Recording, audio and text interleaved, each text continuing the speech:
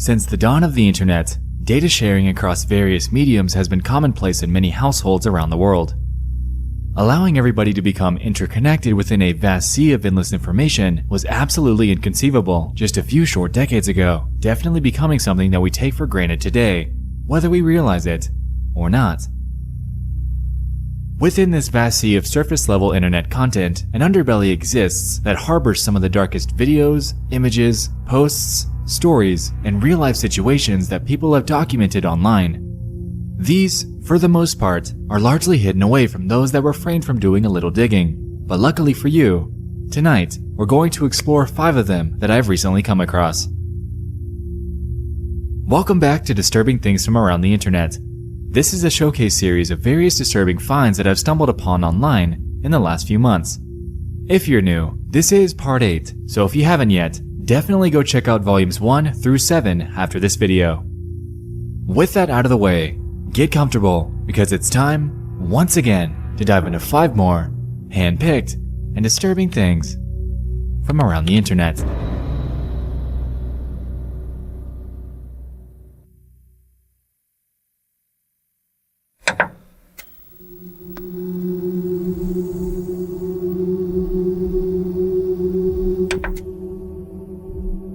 Number 1 on our list involves an upload by a user named Avalesser60. In July of 2011, they would post a video titled, "Dog Sees Ghost." At just 4 minutes long, the upload involves a woman that went to the kitchen late at night to grab a snack. On the way back to her room, she noticed her dog standing at the end of the hallway, staring at something and absolutely refusing to come to her, no matter what. At this point, she pulls her phone out to begin filming, realizing that something isn't right here.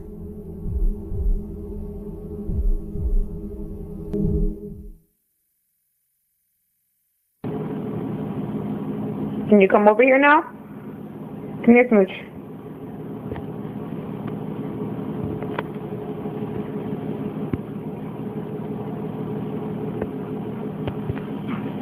Come on. Can you come here?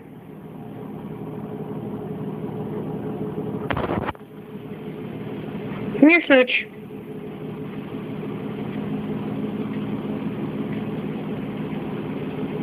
It's okay.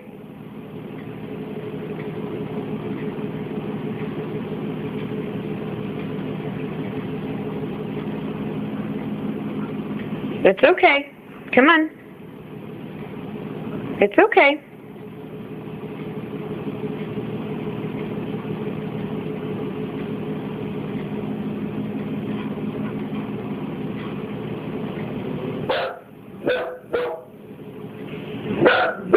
It's okay, come on.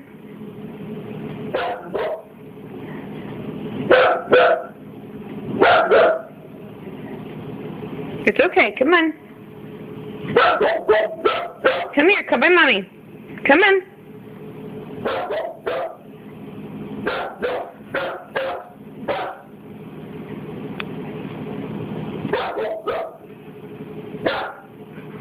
Smooch, come on. It's okay. Come on.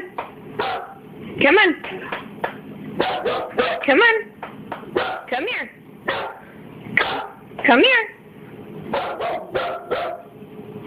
Come here.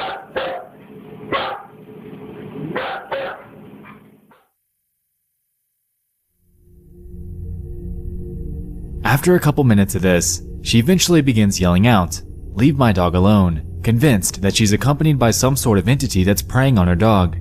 Standing firm, she continues to convince it to come to her.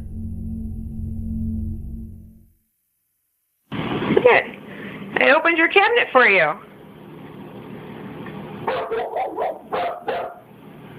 Come on. Come on. Smooch, come on. Come here, baby. Come on.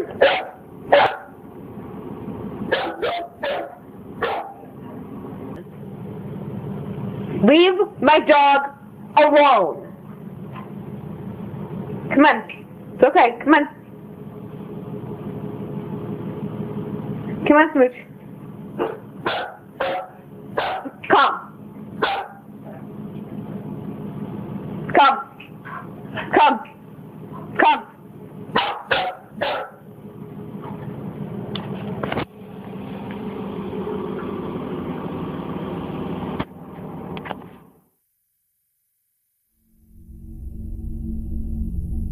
Like we just saw at the end, the dog never ends up following her command, ultimately retreating around the corner. The comments on this video are surprisingly sparse. Some were drawing parallels to their strange experience with their pets, while others were attempting to rationalize the situation. One commenter claimed that this wasn't the work of any sort of ghost at all, but rather, the dog was scared of the black box at the edge of the frame, or what it presumed to be a shadow in the kitchen. Now, in a way this makes sense, but they're hell-bent on staying on their side of the hallway at all costs. Dogs generally know their homes pretty well. What about this box or shadow would freak it out so much here? Also, we can notice that the dog stares up at the top right corner for most of the video, which makes it seem like whatever it's scared of isn't exactly on or near the floor. Nonetheless, the video is strange, and at just over 1.5 thousand views in nearly 8 years, it definitely deserves some more insight. This dog saw something. What that something is, exactly, is unclear, and it might sit that way for good.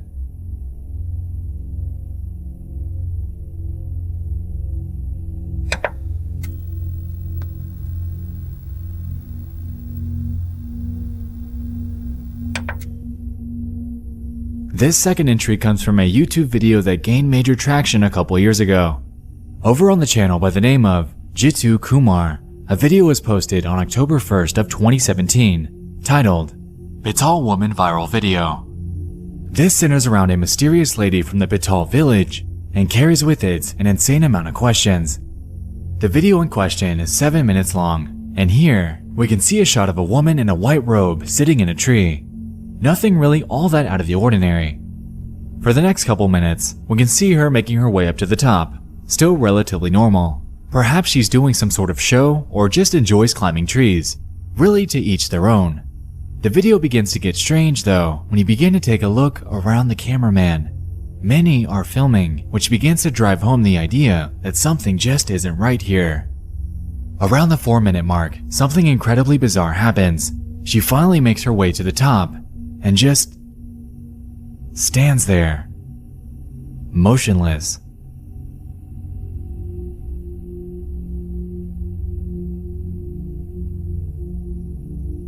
What's blowing my mind about this entire thing, first and foremost, is how she's managing to keep her balance all the way at the top of this large tree on such a small branch. It doesn't seem to bow, and it doesn't look like she has any support to keep her so still. So what's going on? Incredibly curious about the context here, I dug through the comments, but this didn't lead very far. Some were simply writing this off as totally fake, while others, like myself, were trying to get some backstory. What I was able to find though was a video by a channel called Viral V. They posted this footage as well and made the claim that this woman was doing this because she was possessed by a spirit. Now, I wasn't able to find any definitive proof of this claim, and it could very easily be written off as mere dramatization. Itching for something more definitive, I did some more digging on this woman in a tree phenomenon and found a few other videos of various people doing the exact same thing, all with crowds surrounding them, cheering them on, and filming. This leads me to the assumption that this has to be some sort of ritual. Unfortunately, information about said ritual is incredibly sparse online, so this is merely another theory. Nonetheless, the woman ended up making it back down safely. Whether this was the work of a demonic possession or a sort of rite of passage, this footage is bizarre, and to this day, remains cloaked in mystery.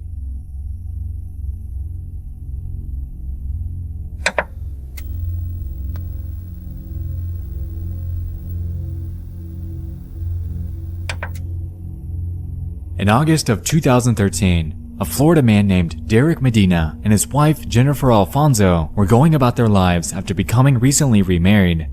Unbeknownst to most that knew them though, their marriage would soon begin to take an extremely grim turn. On August 8th, Derek would post a sudden Facebook status. From his cell phone at about 8 p.m. that night, he would go forth to say this: "I'm going to prison or death sentence for killing my wife. Love you guys, miss you guys, take care Facebook, you'll see me in the news. My wife was punching me and I'm scared. I'm not going to stand anymore with the abuse, so I did what I did. I hope you understand me." Fittingly, his Facebook friends were shocked. Was this some sort of joke? A hoax? Was he hacked? Not quite, as soon after this post went live, he'd contact his relatives, explain to them what happened, change clothes, and head over to the police station to turn himself in. During the initial investigation, authorities caught sight of security cameras that Medina had put up in their home. After confiscating that and going over the footage, we're able to see firsthand what actually played out that night.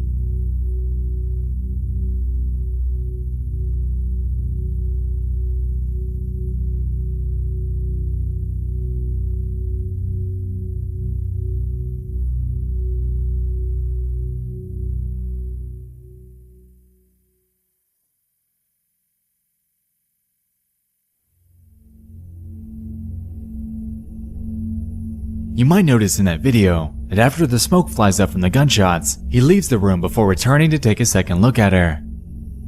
This wasn't just to take a second look. Remember that Facebook status that I mentioned prior from Derek? He posted another one as well at around the same time. In this other post by him, we're able to see his deceased wife slumped back. The caption that he attached to this was a grim R.I.P. Jennifer Alfonso. Since this happened, Derek Medina had, like we established, turned himself in. Interestingly though, he pled in self-defense, claiming that she charged at him with a knife. Because of this claim and the results of the investigation, he was convicted of second-degree murder and ultimately was sentenced to life in prison. Across the internet, you're able to find more surveillance videos of what actually went on behind closed doors in their home. These are hard to watch, but ultimately reveal that the domestic struggles that the two faced in their relationship were probably more common than we think.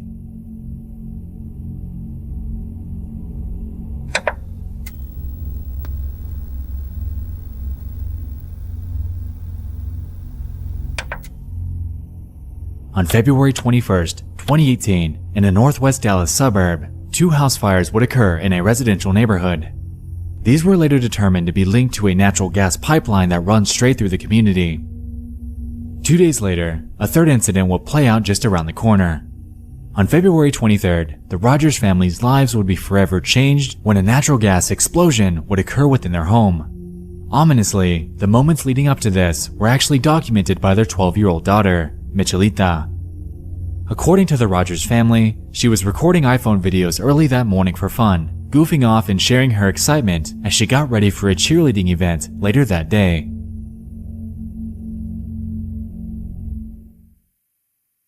I'm gonna get ready for the NCA, National Cheerleaders Association, today. So I'm gonna start with hair, turn on my lamp because I don't want to turn on all of the lights. So I went ahead and connected my straightener, and I still have to connect the curling iron. And I already got halfway started doing the braid. After this, she would proceed to make a time lapse of the next few minutes as she got ready. The first few seconds of this seemed pretty ordinary, and there was absolutely no implication that anything had gone awry. Until one frame, when the camera goes dark.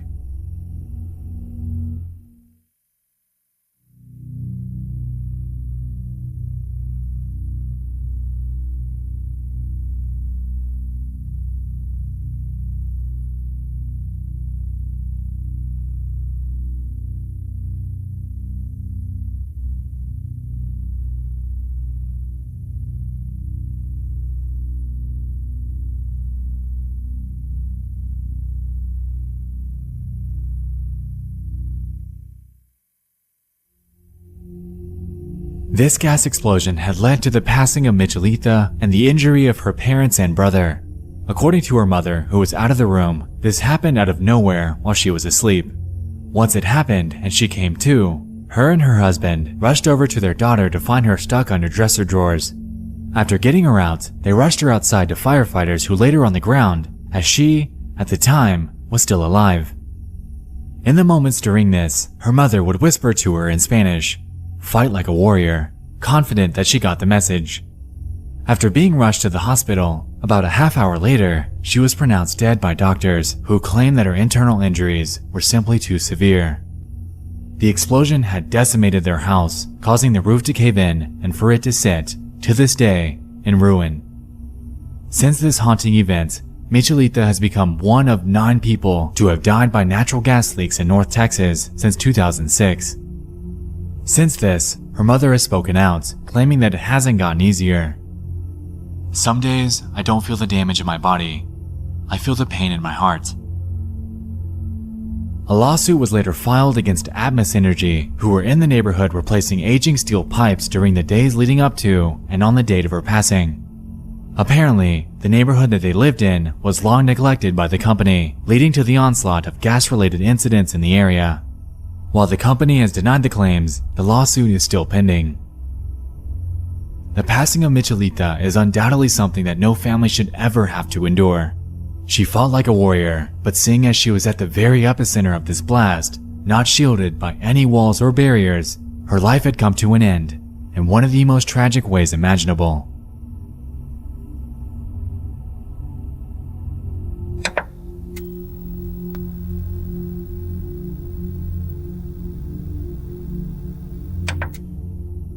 A widow named Sandra Harold and her pet chimpanzee, Travis, have lived together in Stamford, Connecticut since 1995.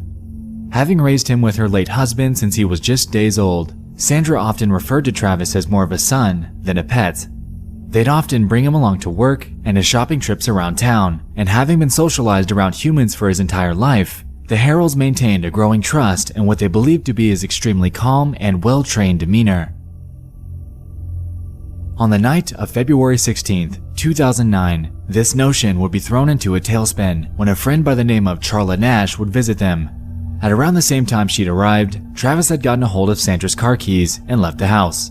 Noticing that Charla was holding a Tickle Me Elmo, Travis's favorite toy, he brutally attacked her, latching his hands onto her face and pulling it apart, piece by piece. At this point, Sandra would grab a butcher knife and run out to begin stabbing him in an attempt to get him to stop. This ended up being futile though, as it only made him angrier. Since this was the case, Sandra rushed back to grab the phone. She dialed 911 and in a desperate plea, manically described the situation as it was unfolding in front of her. Stand for 911, where's your emergency? Oh, this is Sandy. 231 Rock Crimmon Road. What's the Send problem? the police. Send the police. What's the problem there? The chip killed my friend. What's the problem with your friend? Oh, please. What's the problem with your friend? I need to know. Send the police up with a gun. With a gun. Hurry Who up. has a gun? Please hurry up. He's killing my girlfriend. What is the problem? He's killing my friend. Who's killing your friend? My chimpanzee. Oh, your chimpanzee is killing your friend. He ripped her apart. Hurry up. With a gun. Hurry up, please. There's someone on the way. With guns, please. You shoot him. What is the monkey doing? Tell me what the monkey's... He ripped her face off. He ripped her face off? He's trying to attack me. Please, Okay, hurry. I need you to calm down a little bit. They're on the way. Can you put yourself away? I don't want the monkey attacking you. Please, hurry up. Listen to me. They're on the way, ma'am. Guns. They gotta shoot him, please. Please, hurry. Please tell him. Please tell him to kill him, please. They did, Sandra. They're shooting at him already, okay? But he's not dead. I know. They will continue until he's dead, okay? I just need you to stay on the phone with me and breathe. He's not dead.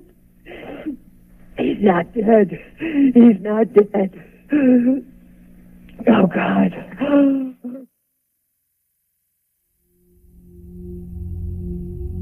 When the police arrived, Travis, after engaging with the officers, was shot numerous times, which resulted in his death.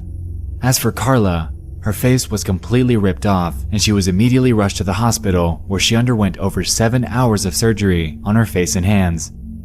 According to medics, she lost her hands, nose, eyes, lips, mid-face bone structure, and maintained significant brain injuries.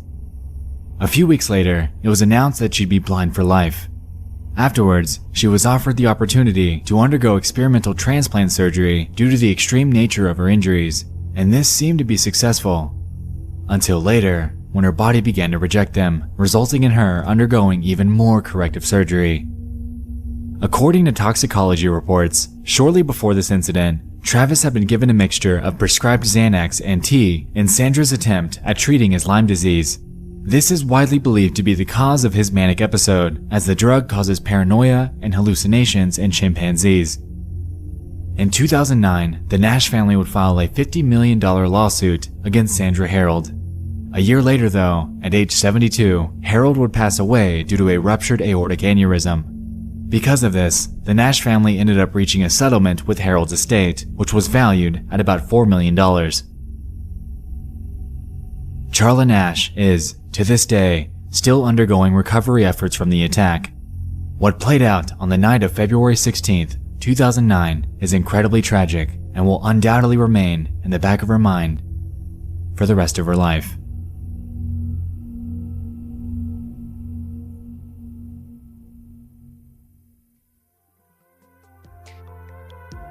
The internet is a beautifully enigmatic place. All over it, we're able to find oddities buried within its darkest corners, and tonight, we've touched on 5 of them. Thank you so much for joining me in this 8th installment of Disturbing Things from Around the Internet. If you know of any other bite-sized discoveries that you'd like to see on a future installment, definitely throw them my way on Twitter or via email. With that being said, thanks once again for watching. I'll see you in the next one. I love you all, and good night.